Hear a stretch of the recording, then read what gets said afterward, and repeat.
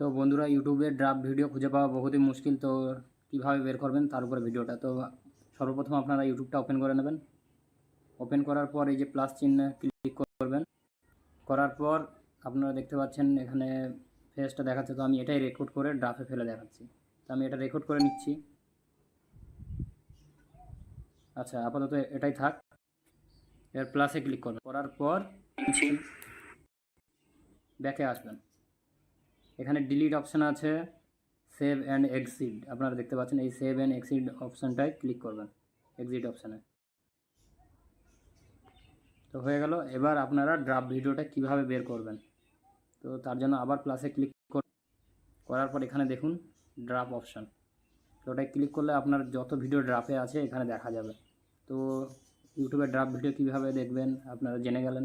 তো ভিডিওটা ভালো লাগলে লাইক, কমেন্ট, শেয়ার এবং সাবস্ক্রাইব করবেন। নমস্কার।